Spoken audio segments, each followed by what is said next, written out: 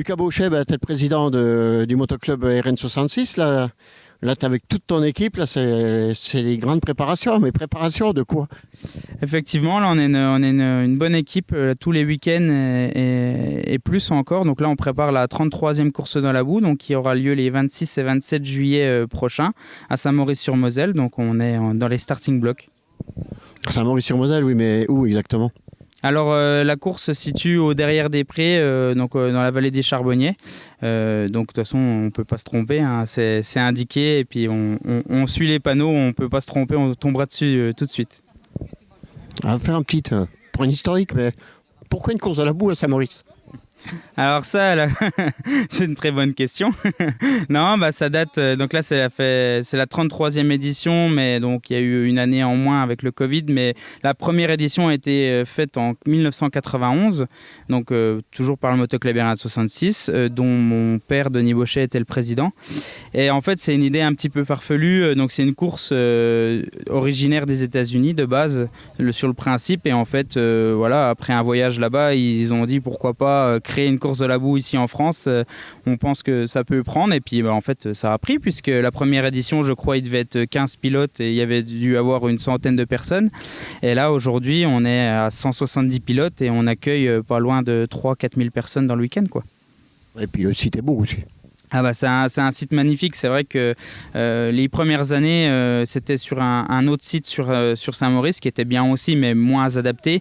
Et après, quand on a déménagé ici au derrière des prés, c'est vrai que le site s'y prête, le cadre est magnifique, on a de la place. Le site est naturellement fait pour accueillir du public, des tribunes, donc ça fait une belle piste. Donc ouais, on est très bien ici.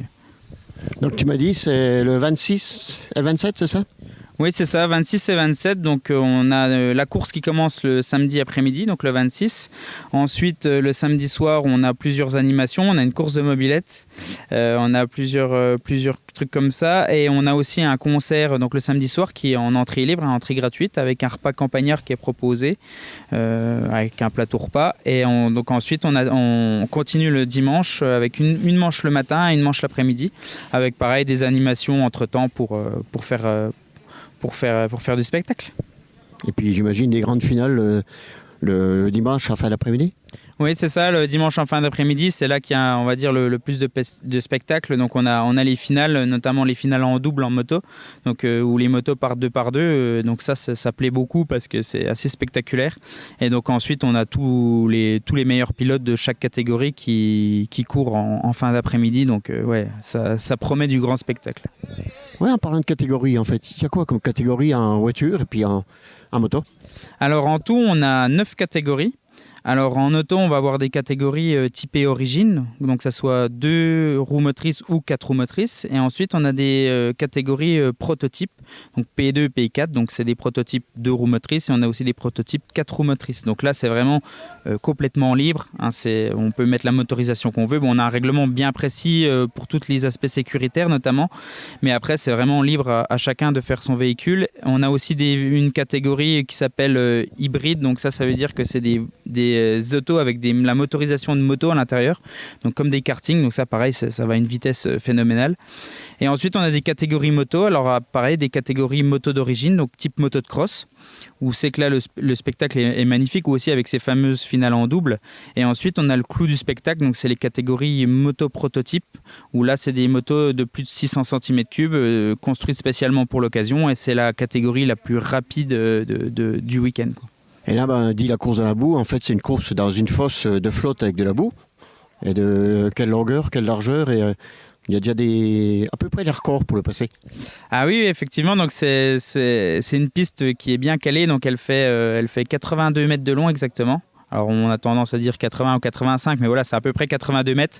Elle doit faire 5 mètres de largeur si je ne me trompe pas. C'est un départ lancé, donc on va avoir 10 mètres d'élan sans boue. Ensuite, on va rentrer dans la boue et au fond de la fosse, au niveau de la ligne d'arrivée, on a jusqu'à 80 cm de profondeur.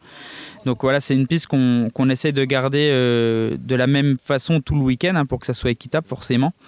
Et puis après, les records, évidemment, il y en a beaucoup. Alors il y a notamment le record ultime donc, qui a été réalisé, qui date un peu puisqu'il a été réalisé en 2005 par Nono Matteo en moto justement, qui était en 4 secondes 36. Actuellement, le deuxième meilleur temps est détenu par Donovan Gerard, un autre pilote du côté d'Anoul qui roule en moto aussi en 4 secondes 60. Donc c'est pas très loin, mais il en faut encore un petit peu. Donc, mais c'est bien, c'est du challenge en fait. Tous les ans, on a dans toutes les catégories, les chronos, ils sont de plus en plus impressionnants. Les autos, les motos marchent de plus en plus. Donc c'est vraiment beau à voir et il y a toujours du suspense. Et il y a dans beaucoup de catégories où c'est que des fois la victoire se joue à quelques centièmes de seconde.